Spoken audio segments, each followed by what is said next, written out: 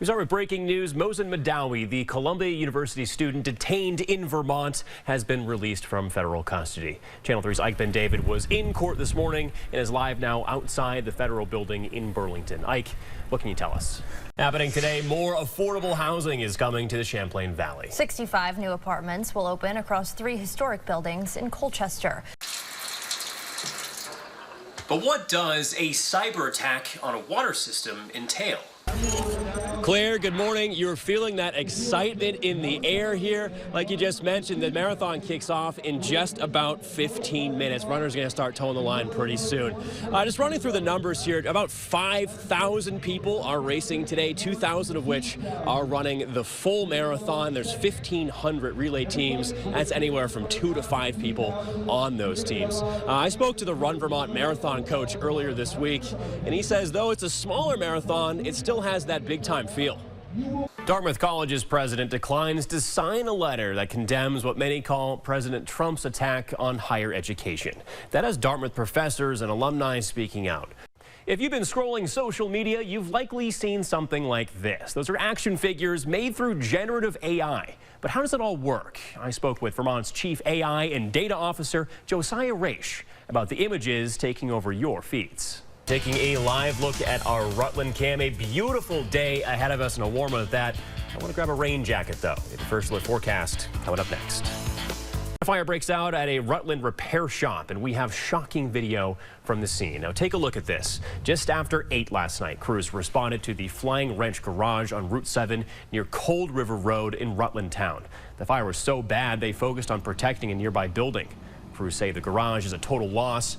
Just how green is Vermont's cannabis industry? The answer depends on where it's grown. Research shows indoor cannabis cultivation emits significantly more carbon, with one study estimating 30 times more emissions than outdoor growth. Of Vermont's 416 licensed cannabis cultivators, just over 40% are indoors. Others grow indoor and outdoors depending on the season. New research out of UVM shows Americans may be more willing to pay for climate policy once they've been through an extreme weather event themselves. Joining us now with more information is Professor Tricia Shrum. Professor, thanks for being here. Thanks so much for having me. The dining room is filling up, but what about the cooks in the kitchen?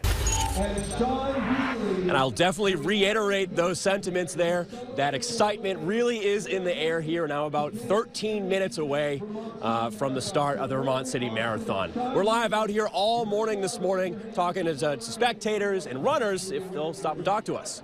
Live at the waterfront, John McMahon, Channel 3 News.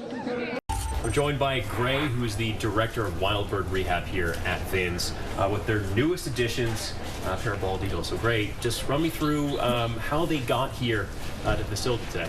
All aboard in Windsor. I'm John McMahon, and coming up on the Channel 3 News, I'll tell you all about the Millbrook Railroad. And Sophia, there is a little bit of discrepancies, some questions on Facebook as far as who can go to this drug testing facility in Burlington. So kind of fill me in on who's it for and what they do. Well, ticks the season. That's right. The Clinton County Health Department wants you to be on the lookout for these guys, these blood-sucking hitchhikers. They say as temperatures consistently stay above 40 degrees, ticks are out and about. Welcome back at 6:23. Now take a look at this. This is a bald eagle getting a snack that's so fresh it's still moving. This sent in by Caitlin in North Hero. And Peter, I don't think it gets more fresh than that. Are you a sushi guy? Because I think I'm not typically a sushi guy, but boy, oh boy, yeah, you really can't get much fresher than that. Seriously. Just a stunning video sent in there. And good get, too, by the way. CBS Mornings host Gayle King heads to space today on a historic journey on the all-woman Blue Origin space flight. Now, Gayle's admitted she's nervous, but also she's really excited to face her fears. CBS News national correspondent Mark Strassman has been covering Blue Origin since its very first launch. He joins us now from West Texas, a few miles from the launch site.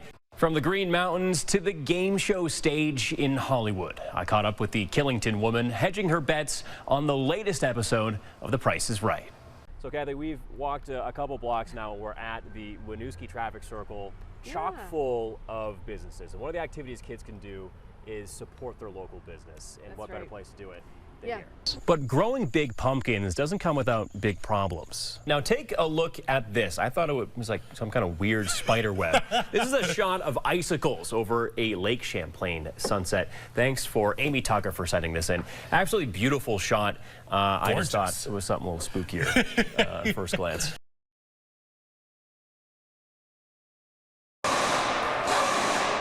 Vermont technical students competing for big prizes at Heritage Auto in South Burlington. We're going to go to that next station and begin in just 2 minutes. Cycling through 6 stations, students have to tackle a slew of problems like a faulty suspension, alignment, patching tires, and more. Pretty much anything that a technician would see on any given day, real world, practical life in their job. Through the timed stations, the teams of 2 hope to meet their marks, all while getting hands-on experience for a future career in the trade. But they didn't all go off without a hitch. I'd say the hardest one was the electrical one, just because there's a lot of movement, there's a lot of components for it.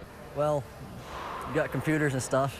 I'm not big on computers. Though still learning on the job, Heritage says they actually hired students from past challenges. It's certainly something important to Heritage, and it's important to Vermont because without transportation, you know, the wheels literally stop spinning for our economy in such a rural state. And that's something guest speaker Governor Phil Scott agrees with. CTE training is so important for our workforce and trying to keep kids here after they graduate from school. So having programs like this to advance their skills and to make it exciting and interesting, I think is so important. Students also encourage anyone to give it a shot. Go out there and find someone who wants to help you. Someone help you get started and might go somewhere with it. Do it. Get into it as quick as you can. Reporting in South Burlington, John McMahon, Channel 3 News.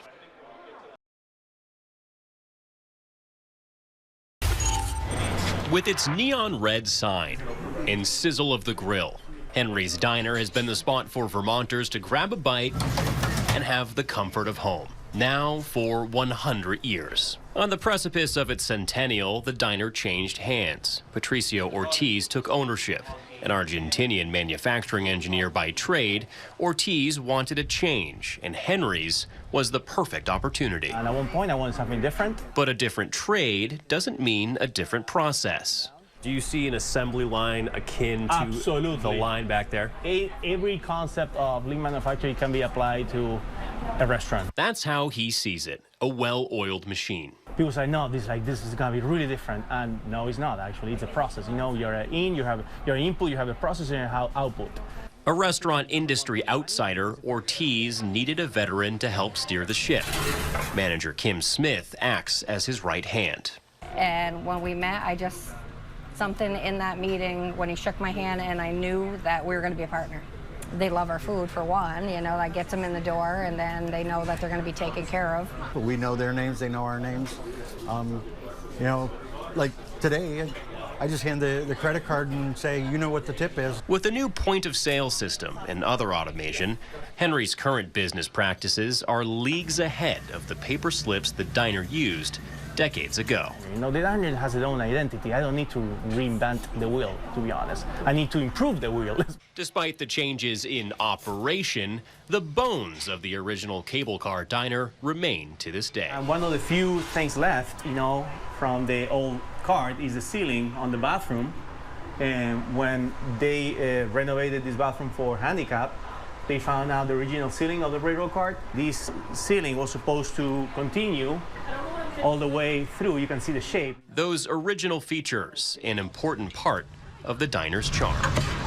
One thing that hasn't changed, that classic diner feel, where all walks of life come to grab a bite. All different kinds of dress, all different kinds of faiths and beliefs and nationalities. It's a total mix. I think diners will solve our problems. Diners will solve our problems. Raising a toast, whether that's wheat, sourdough, or marble rye, to another 100 years. Reporting in Burlington, John McMahon, Channel 3 News.